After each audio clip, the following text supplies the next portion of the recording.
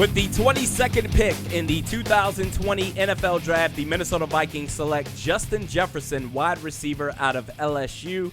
Now, my initial take on this pick is to be determined. We'll have to see how it all plays out. Now, leading up to this draft, I've been of the mindset that the Vikings, they don't really need a wide receiver in the first round unless it's Jerry Jeudy. But when you consider what Justin Jefferson offers, what you're looking for from a wide receiver baseline, good route running, he can run the whole route tree, and he has good hands. Certainly Justin Jefferson, he offers you that. But just based off of how the team is set up, I just didn't feel like the Vikings needed a wide receiver in the first round. I think Justin Jefferson, when you look at his film, very solid wide receiver too. But when you consider the Stephon Diggs trade, you traded away a top 10 wide receiver to the Buffalo Bills for the number 22 pick this year, a 5th rounder, a 6th rounder this year, and a 4th rounder next year. When you draft a replacement, when you draft a wide receiver, when you draft someone at the same position that you just traded away and you draft them in the first round, that puts a lot of pressure on him. It makes me think of Troy Williamson after trading away Randy Moss. Now, I think Justin Jefferson is going to be miles ahead of Troy Williamson, but it just makes me think that in a run-first offense, what type of offense are the Minnesota Vikings going to run this year? Certainly, they may be run-first again this year, but however, last year, the Minnesota Vikings, they ran more than they passed. Are they going to be a little bit more balanced this time around? Because certainly Adam Thielen, he's going to lead the team in targets. The tight ends, we'll have to see how it all plays out with Justin Jefferson added to the mix. Right now, today, Justin Jefferson is the wide receiver 2, but now just because, unless he meets the Stephon Diggs standards and he's a top 10 receiver in the league or worst case top 20, unless he meets those standards, then suddenly with that Stephon Diggs trade,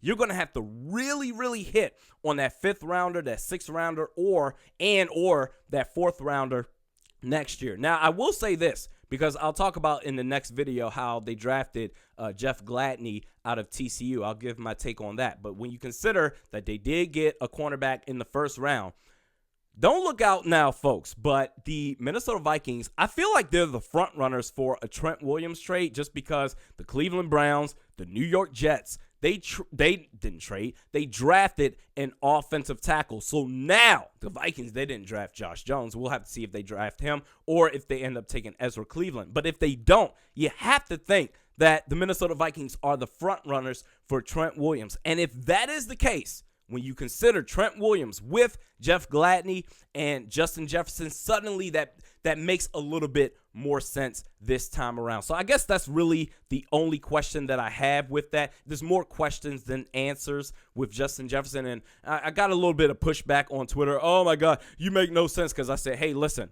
Justin Jefferson, I think he's going to be a very solid to high-end wide receiver too. I don't see the dynamic playmaking ability for that you want to see from a wide receiver 1. Now, you traded away a top 10 receiver just to get a guy that could be a high-end wide receiver 2. Oh, Randy, you don't know what you're talking about. Negative Randy, back at it again because Stephon Diggs, he didn't want to be here. Get over it. Okay, that much is clear. However, trading away a disgruntled wide receiver and drafting a wide receiver in the first round do not have to be mutually inclusive. So that's really all that I have to say about it right now.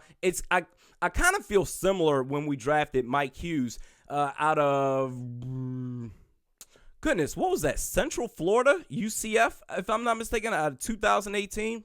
When we drafted Mike Hughes, and I said, you know what, he could turn out to be a good player, but I just don't get it right now. I kind of have that same vibe with Justin Jefferson. Not to say that he can't be a good player. We'll just have to see how it all plays out. So you got him. He could be a good player. What type of offense are you going to run? Because if you're going to be a run-first, well, you're going to be a run-first offense. But if you're going to run more than you pass again in 2020, and Adam Thielen, he's going to lead in targets, and let's say one of the tight ends are second, then what was the point of drafting a wide receiver in the first round? So that's really all I have to say. It's not fair to bash the dude because he's a solid wide receiver. Very, very productive wide receiver at the next level. I just need to see how he progresses and takes on those tighter windows at the next level against NFL caliber cornerback. So anyway, that's my take on Justin Jefferson with the 22nd pick. Let me know your thoughts in the comments below.